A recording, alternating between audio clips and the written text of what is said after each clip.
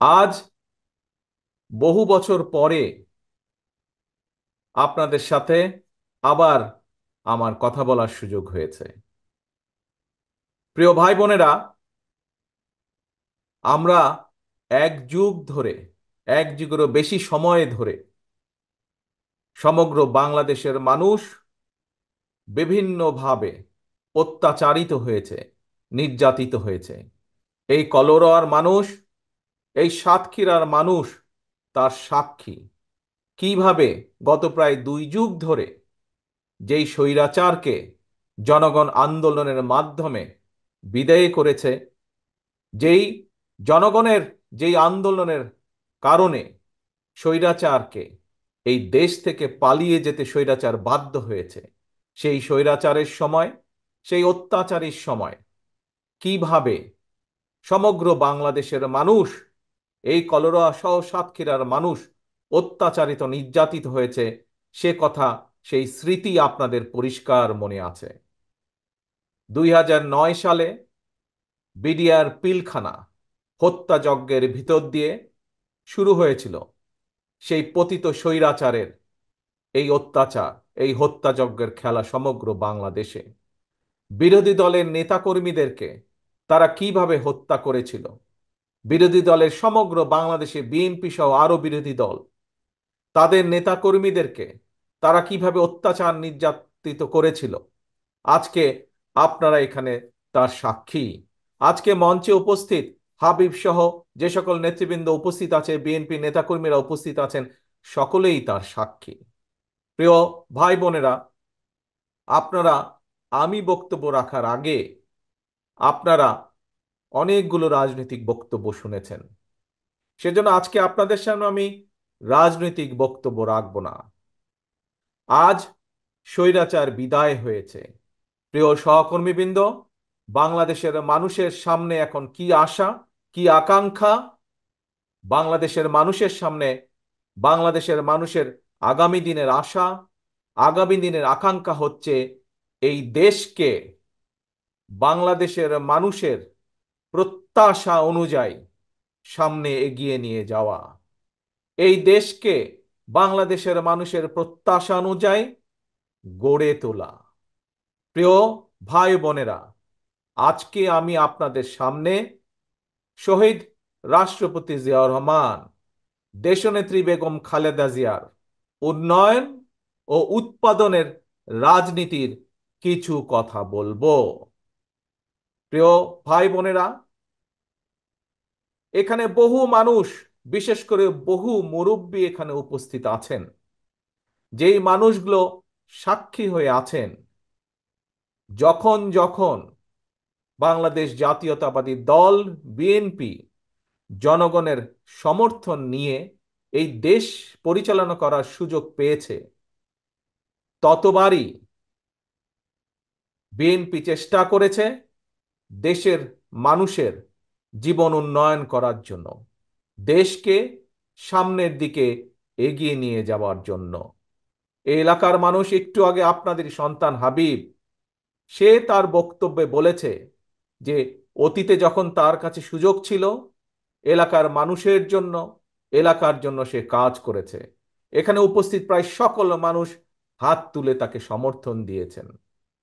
প্রিয় ভাই বোনেরা, এটিই হচ্ছে বিএনপির রাজনীতি, এবং আমি আজ সেই রাজনীতির কিছু কথা আপনাদের সামনে তুলে ধরতে চাই।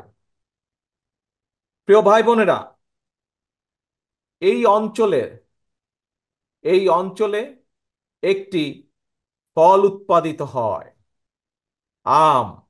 বাংলাদেশের অনেক মানুষই জানে না যে এই সাতক্ষীরা অঞ্চলে, এই কলোরা অঞ্চলে, এই তালা অঞ্চলে, এই অঞ্চলে একটি সুস্বাদু আম উৎপাদিত হয়, ক্ষীর সাপাতি নামে একটি আম, ল্যাংড়া আম, যা এই দেশের মানুষ, এই এলাকার মানুষ সমগ্র বাংলাদেশে যা সরবরাহ করেন, বাংলাদেশের মানুষের ঘরে ঘরে এই সুস্বাদু আম পৌঁছে দেন। প্রিয় ভাই বোনেরা, আমাদের রাজনীতি, বিএনপির রাজনীতি, আমি একটু আগেই বলেছি, উন্নয়নের রাজনীতি, উৎপাদনের রাজনীতি। বাংলাদেশের প্রত্যেকটি অঞ্চল, প্রত্যেকটি অঞ্চলে তার নিজস্ব সম্ভাবনা আছে। আমি, আমার দল, আমাদের দল বিএনপি, আমরা চাই এই যে বাংলাদেশের প্রত্যেকটি অঞ্চল, যে প্রত্যেকটি অঞ্চলের যে সম্ভাবনা আছে, সেই সম্ভাবনাগুলোকে সামনে নিয়ে আসা, সেই সম্ভাবনাগুলোকে কাজে লাগিয়ে দেশের মানুষের জীবন জীবিকার উন্নয়ন করা, সেই সম্ভাবনাগুলোকে কাজে লাগিয়ে দেশকে সামনে এগিয়ে নিয়ে যাওয়া। প্রিয় ভাই বোনেরা, এই যে যেই আমের কথা আমি বললাম, এই আম, এই আম যদি আমরা এই এলাকায় সংরক্ষণ করতে পারি, তাহলে আমের যারা কৃষক তারা যেমন উপকার উপকার পাবেন, ঠিক একইভাবে আমরা যদি এখানে হিমাগার করতে পারি, যে এই হিমাগারে আমগুলোকে সংরক্ষণ করে রাখা যাবে, তাহলে একই সাথে ছোট ছোট ছোট ব্যবসায়ী যারা আছেন তারাও উপকৃত হবেন। একইভাবে ছোট ছোট ব্যবসায়ী যারা এই দেশ, এই এলাকা থেকে দেশের বিভিন্ন অঞ্চলে আমগুলোকে রপ্তানি করেন, তারা ব্যবসা করতে পারবেন, তারা উপকার পাবেন। একইভাবে এই আম যদি আমরা সংরক্ষণ করতে পারি, তাহলে শুধু দেশেই নয়, আমরা বিদেশেও রফতানি করতে সক্ষম হব, যার উপকার সরাসরিভাবে এই এলাকার মানুষ পাবে। প্রিয় ভাই বোনেরা, এই আমের থেকে, আমের রস বা জুস বলতে যা বুঝায়, আমরা যদি চেষ্টা করি, তাহলে সেইটির কলকারখানা আমরা এখানে তৈরি করতে সক্ষম হব, যার ফলে আরো বহু মানুষ, তরুণ সমাজের বহু বেকার যুবকের কর্মসংস্থান আমরা করতে পারবো।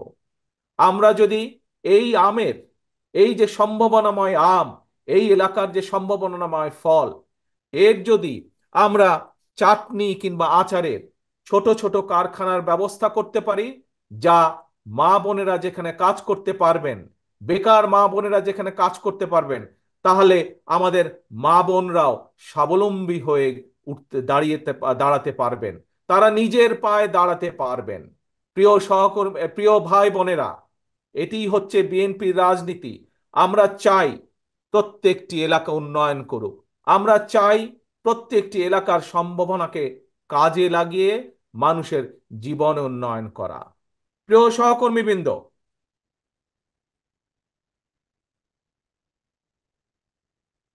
এই এলাকার আরেকটি বৈশিষ্ট্য আছে, হয়তো বাংলাদেশের অনেক মানুষই জানেন না। হয়তো এখানে উপস্থিত বহু মানুষ আছেন যারা সেই পেশার সাথে জড়িত, এখানে উপস্থিত বহু মা বোন আছেন যারা সেই পেশার সাথে জড়িত। কি সেটি? সেটি হচ্ছে মাটির তৈরি টালি, যে টালি বিদেশে বিদেশিরা তাদের ঘরের উপরে ব্যবহার করে। এই এলাকার মানুষ তাদের নিজস্ব শ্রম, তাদের নিজস্ব মেধা দিয়ে এই টালির শিল্প তুলে ধরেছেন, টালির শিল্প গড়ে তুলেছেন তারা। প্রিয় ভাই বোনেরা, বিএনপি চায় এই সম্ভাবনাকে কাজে লাগাতে, এই এলাকার মানুষের জন্য, এই এলাকার মানুষের উন্নয়নের জন্য, এবং একই সাথে দেশের উন্নয়নের জন্য। আমরা যদি, যে সকল মানুষ, যে সকল মা বোনেরা এই এলাকায় এই টালি উৎপাদনের সাথে জড়িত, আমরা যদি তাদেরকে সহযোগিতা করতে সক্ষম হই সরকারের পক্ষ থেকে, তাহলে তাহলে এই মানুষগুলো এই সেই সুবিধা বা সেই উপকার পাবেন, এবং এই টালির শিল্প, যে টালি শিল্প, সেটিকে আমরা আরো ব্যাপক বিস্তার লাভ করতে পারবো। আমরা পৃথিবীর দেশে দেশে সেই টালিকে আমরা ছড়িয়ে দিতে সক্ষম হব, যা বাংলাদেশের স্বাক্ষর বয়ে বেড়াবে সারা পৃথিবীতে, সারা পৃথিবীর মানুষের ঘরে ঘরে যা বাংলাদেশের স্বাক্ষর বয়ে বেড়াবে। প্রিয় সহকর্মীবৃন্দ, প্রিয় ভাই বোনেরা, শুধু এটিই নয়, আপনাদের পাশেই আছে মুন্সিগঞ্জ নামক একটি এলাকা। সেই এলাকায়, সেই এলাকায় আপনারা যেমন জানেন, আমি 6,000 মাইল দূরে আছি বাংলাদেশ থেকে, কিন্তু আমার মনটা সারাক্ষণ পড়ে থাকে বাংলাদেশের বিভিন্ন এলাকায়, আমার মনটা সারাক্ষণ পড়ে থাকে বাংলাদেশে। এবং সেজন্যই আমি জানি বা আমি জেনেছি এই মুন্সিগঞ্জ এই মুন্সিগঞ্জে কিছু কিছু রিসর্ট তৈরি হয়েছে পর্যটকদের জন্য, কিন্তু যোগাযোগ ব্যবস্থার জন্য যোগাযোগ ব্যবস্থার জন্য সেই ব্যবসার সাথে যারা জড়িত সেই মানুষগুলো ব্যবসার উপকার পাচ্ছেন না, সেই সাধারণ মানুষগুলো, এলাকার মানুষগুলো। প্রিয় সহকর্মীবৃন্দ, আমি চাই, আমার দল বিএনপি চায় যে আমরা যদি ইনশাল্লাহ সুযোগ পাই, তাহলে এই রিসর্টগুলোতে যারা জড়িত, এখান থেকে যারা সাধারণ মানুষ আয় রুজি করেন, যোগাযোগ ব্যবস্থার উন্নয়নের মাধ্যমে সেইখানকার মানুষগুলোর যাতে জীবনযাত্রা উন্নত করা যায়, সেই ব্যবস্থাও আমরা নিতে চাই। এটিই হচ্ছে বিএনপির রাজনীতি, এটিই হচ্ছে শহীদ জিয়ার রাজনীতি, খালেদা জিয়ার উন্নয়ন উৎপাদনের রাজনীতি। প্রিয় ভাই বোনেরা, আমি আরো একটি সম্ভাবনার কথা আপনাদের সামনে তুলে ধরতে চাই। যেই সম্ভাবনা এই এলাকাকে, এই এলাকার মানুষকে কম বেশি পরিচিত করিয়েছে সারা দেশের মানুষের কাছে। যে পেশার সাথে বহু মানুষ জড়িত আছেন, যে পেশার সাথে বহু মা বোনেরা জড়িত আছেন, কিন্তু আমরা যদি আরেকটু সহযোগিতা দিতে পারি, সরকারের পক্ষ থেকে, রাষ্ট্রের পক্ষ থেকে যদি আরেকটু সহযোগিতা করা সম্ভব হয়, তাহলে সেই পেশার মানুষগুলো, সেই ব্যবসা বাণিজ্যের সাথে যারা জড়িত আছেন, সেই মানুষগুলো উপকার পাবেন এবং সাধারণ মানুষ, সর্বোপরি সাধারণ মানুষ সেই উপকারগুলো পাবে। প্রিয় ভাই বোনেরা, সেটি হচ্ছে এই এলাকায় চিংড়ি বা মাছের ঘের আছে, কিন্তু একটি সমস্যা আছে, আপনারাও জানেন আমিও জানি। কি সেই সমস্যা? যেই বেড়িবাঁধ আছে, এই বেড়িবাঁধটি বহু বছরের পুরনো বেড়িবাঁধ, এবং যারা চিংড়ি বা ঘেরের ব্যবসায়ী, যারা সেখানে কাজ করেন, প্রতিটি মানুষ, বিশেষ করে যখন আকাশে কালো মেঘ দেখা দেয় বর্ষার সময়, প্রতিটি মানুষ তখন দুশ্চিন্তায় থাকেন, এই বুঝি বাঁধ ভেঙে সব কিছু ভেসে চলে যায়। এই এলাকায় বাঁধের পাশ দিয়ে যেসব ক্ষেত খামারি আছে, সেখানকার কৃষকরাও ভয়ে থাকেন। কাজেই সেই বাঁধটিকে আমাদের মজবুত করতে হবে, যেন এলাকার মানুষ, বাঁধ মজবুত হলে সেই মাছ, সেই ঘেরের মাছ যাতে ধ্বংস না হয়ে যায়, নষ্ট না হয়ে যায়। প্রিয় ভাই বোনেরা, আপনারা একটি খুব সুন্দর জায়গায়, হতে পারে বাংলাদেশের দক্ষিণ পশ্চিম অঞ্চলে আপনারা বাস করছেন, কিন্তু আপনারা এমন একটি জায়গায়, খুব সুন্দর একটি জায়গায় আপনারা বসবাস করেন, আপনাদের পাশেই পৃথিবী বিখ্যাত সুন্দরবন। যেই সুন্দরবন হতে পারে এই এলাকার মানুষের অর্থনৈতিক উন্নয়ন, অর্থনৈতিক ভাগ্য পরিবর্তনের আরেকটি চাকা। প্রিয় ভাই বোনেরা, আমাদেরকে চেষ্টা করতে হবে, আমাদেরকে উদ্যোগ গ্রহণ করতে হবে যে এই যে দক্ষিণের যে সুন্দরবন, এই সুন্দরবনের সম্ভাবনাকে কাজে লাগানোর জন্য, এই সুন্দরবনের সম্ভাবনাকে কাজে লাগিয়ে এই এলাকার মানুষ তথা সমগ্র দেশের মানুষ, খুলনা বিভাগের মানুষ যেন তার সুফল পেতে পারে, যেন সেই মানুষগুলোর আয় রুজি বৃদ্ধি পায়। এই সম্ভাবনাকে কাজে লাগিয়ে যেন বেকার যুবক যারা আছেন তাদের কর্মসংস্থানের সুযোগ হয়। প্রিয় ভাই ও বোনেরা, এটিই হচ্ছে বিএনপির রাজনীতি। বিএনপির রাজনীতি হচ্ছে উন্নয়ন এবং উৎপাদনের রাজনীতি। আমরা বাংলাদেশের প্রত্যেকটি এলাকার সম্ভাবনাকে বের করে আনতে চাই, সম্ভাবনাকে কাজে লাগাতে চাই এলাকার মানুষের জন্য, সম্ভাবনাগুলোকে কাজে লাগাতে চাই যেমন এলাকার মানুষের জন্য, ঠিক একইভাবে আমরা সেই সম্ভাবনাকে কাজে লাগাতে চাই দেশের উন্নয়নের জন্য। প্রিয় ভাই বোনেরা, এখন আপনাদের সামনে কয়েকটি, অল্প কয়েকটি রাজনৈতিক কথা বলবো আমি। এই যে আপনাদের সামনে যে সম্ভাবনার কথাগুলো আপনাদের সামনে তুলে ধরলাম, বেকারদের কর্মসংস্থানের যেই সম্ভাবনার কথা আপনাদের সামনে আমি তুলে ধরলাম, মা বোনদের যারা বেকার আছেন তাদের যে সম্ভাবনার কথাগুলো আপনাদের সামনে আমি তুলে ধরলাম, এই সম্ভাবনাগুলোকে তখনই বাস্তবায়ন করা সম্ভব যখন আপনাদের দ্বারা, জনগণের দ্বারা নির্বাচিত একটি সরকার দেশ পরিচালনা করবে। জনগণের সরকারই একমাত্র জনগণের কথা চিন্তা করে। জনগণের সরকারই একমাত্র জনগণের জন্য কাজ করে।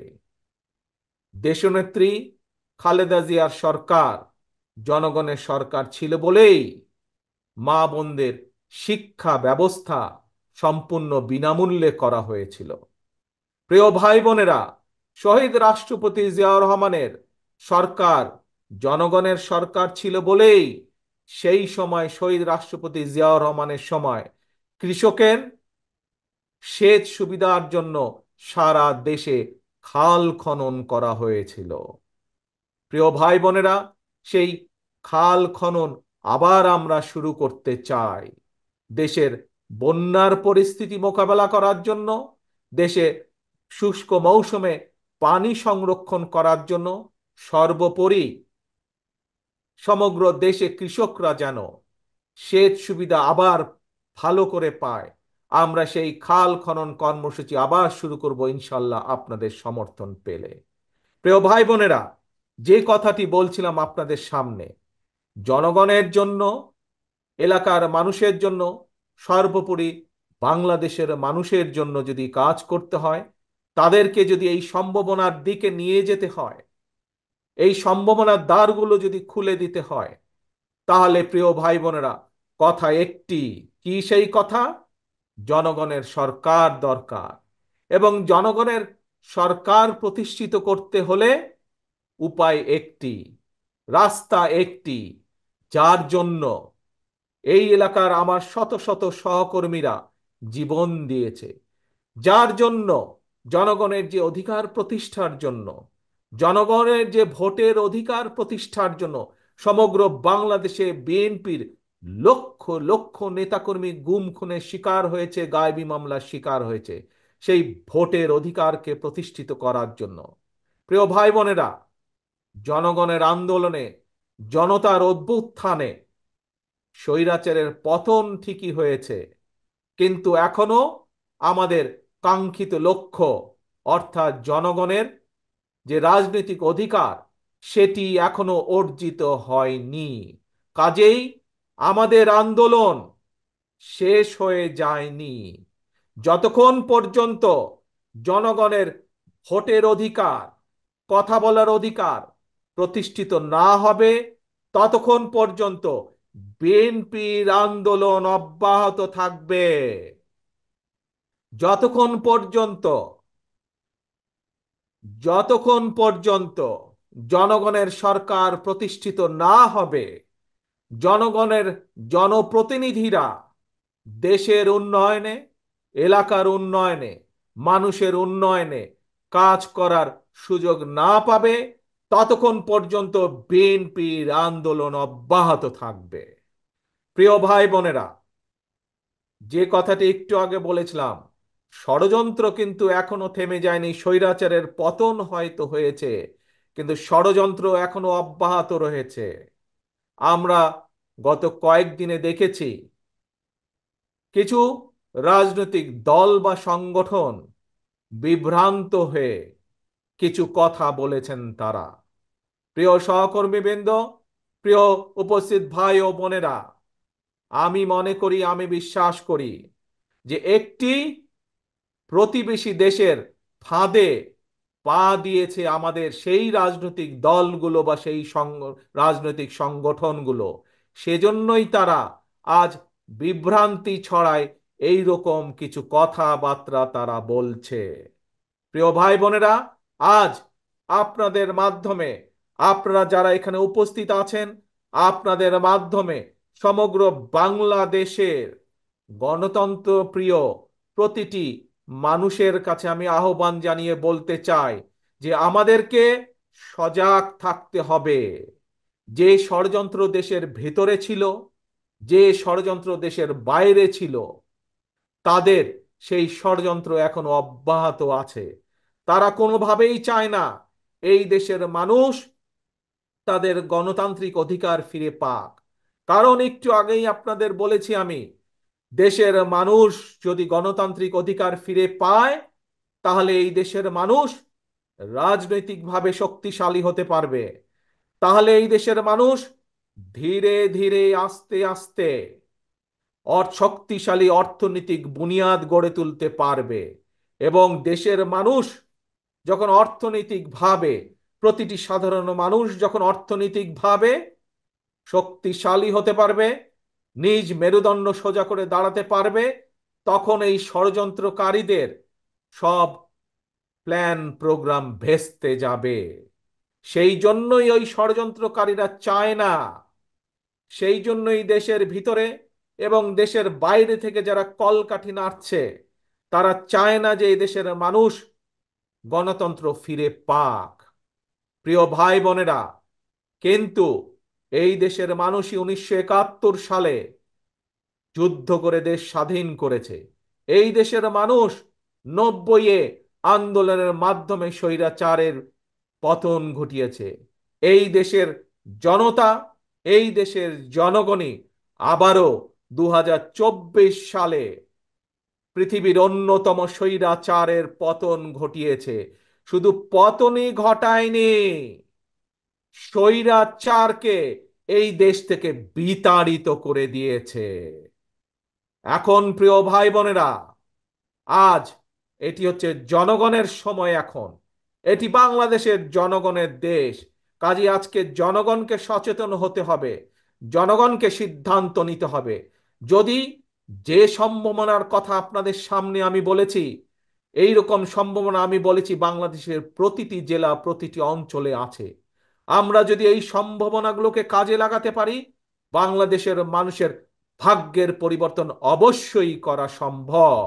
এবং বিএনপির রাজনীতি, শহীদ জিয়ার রাজনীতি, দেশনেত্রী খালেদা জিয়ার রাজনীতি হচ্ছে বাংলাদেশের মানুষের ভাগ্যের পরিবর্তন ঘটানো। বাংলাদেশের মানুষের ভাগ্যের উন্নয়ন ঘটানো হচ্ছে দেশনেত্রী খালেদা জিয়ার রাজনীতি। বাংলাদেশের মানুষের ভাগ্যের উন্নয়নই ঘটানো হচ্ছে শহীদ রাষ্ট্রপতি জিয়ার রাজনৈতিক আদর্শ, রাজনৈতিক দর্শন। প্রিয় ভাই বোনেরা, আসুন আজ এই লক্ষ মানুষের সমাবেশে আমরা দৃঢ়ভাবে শপথ গ্রহণ করি। আমরা আজ এই লক্ষ মানুষের সমাবেশে দৃঢ়ভাবে শপথ গ্রহণ করি, সকল ষড়যন্ত্রের বিষধাত ভেঙে দিয়ে যে কোনো মূল্যে আমরা বাংলাদেশ জাতীয়তাবাদী দল জনগণকে সাথে নিয়ে এই দেশের মানুষের হারিয়ে যাওয়া গণতন্ত্রকে পুনরুদ্ধার করব। যতক্ষণ পর্যন্ত সেই গণতন্ত্র পুনরুদ্ধার না হবে, আমাদের আন্দোলন অব্যাহত থাকবে, অব্যাহত থাকবে, অব্যাহত থাকবে ইনশাল্লাহ। এই হোক আজকে আমাদের প্রত্যাশা, এই হোক আজকে আমাদের প্রতিজ্ঞা, বাংলাদেশের মানুষের গণতন্ত্র পুনরুদ্ধার এবং একই সাথে বাংলাদেশের মানুষের ভাগ্যের উন্নয়ন ঘটানো। এটিই হবে আমাদের প্রতিজ্ঞা, এটিই হবে আমাদের রাজনীতি, এটিই হবে আজকের জনসভার আমাদের শপথ। সকলকে বিদায় জানিয়ে আমি আমার বক্তব্য শেষ করছি। আল্লাহ হাফেজ। বাংলাদেশ